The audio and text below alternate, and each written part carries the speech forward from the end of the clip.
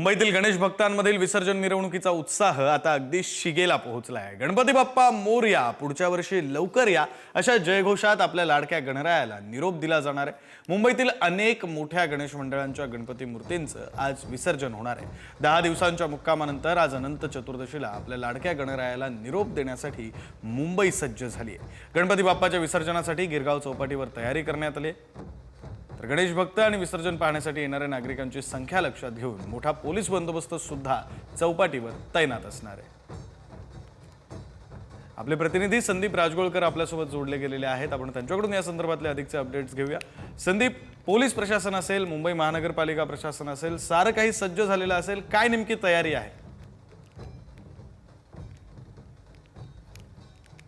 पूर्ण मुंबई नगरी ही सज्ज झालेली असं म्हणता येईल विसर्जनासाठी। आणि सकाळपासूनच पोलीस प्रशासन असेल, महापालिका प्रशासन असेल, त्यांचे सगळे कर्मचारी अधिकारी जे आहेत ते ग्राउंडवर उतरल्याचं चित्र पाहायला मिळतं। मी सध्या आहे चर्नी रोड जवळच्या म्हणजे मुख्य ठिकाणी, ज्या ठिकाणावरून सगळे मानाचे गणपती असतील मुंबईतले आणि उपनगरातले हे सगळे गणपती आता येणार आहेत। हा समोरचा रस्ता आपण पाहतोय, हाच रस्ता जो आहे ज्या रस्त्यावरून लालबागचा राजा असेल, मुंबईचा राजा असेल आणि सगळ्या गणेश मूर्ती ज्या आहेत त्या येणार आहेत।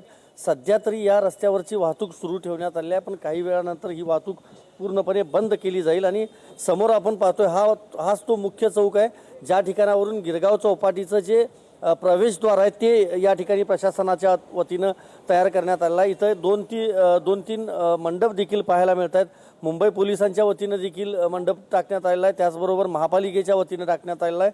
आणि आतापासूनच या संपूर्ण भागामध्ये अधिकारी कर्मचारी हे तैनात करण्यात आलेले आहेत। दुसरं महत्त्वाचं, राजकीय नेत्यांची पोस्टरबाजी देखील या संपूर्ण परिसरामध्ये आपल्याला पाहायला मिळते। मग त्यामध्ये मुख्यमंत्री, उपमुख्यमंत्री पदापासून स्थानिक नेत्यांनी देखील या ठिकाणी पोस्टर्स जे आहेत ते लावण्यात आलेले आहेत। पोलीस बंदोबस्त मोठ्या प्रमाणामध्ये, हजारो पोलीस आहेत। त्याचबरोबर संपूर्ण या विसर्जन मार्गावर विक्रांत CCTV कॅमेरेज अनेक तैनात करण्यात आले आहेत, ज्यावरून निगराणी जी आहे किंवा जे लक्ष आहे ते ठेवलं जाईल।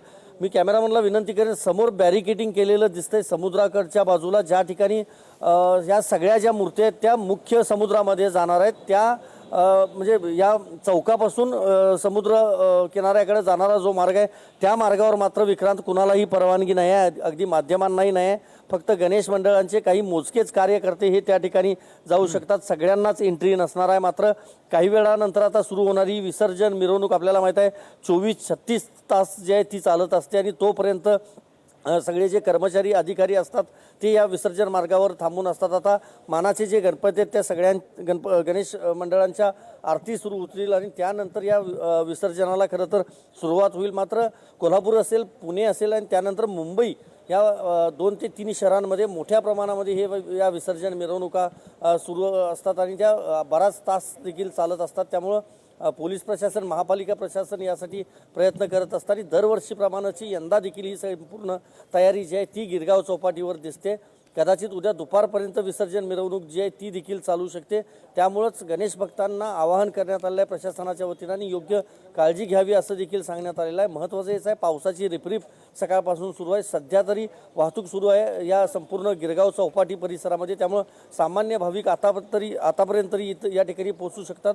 मात्र 10-11 वाजल्यानंतर हा संपूर्ण परिसर ब्लॉक केला जाईल आणि फक्त ट्रेनद्वारेच किंवा ज्यांच्याकडे पास आहे त्यांनाच या ठिकाणी सोडलं जाईल। विक्रांत, बरं, धन्यवाद संदीप या सगळ्या सविस्तर माहितीसाठी।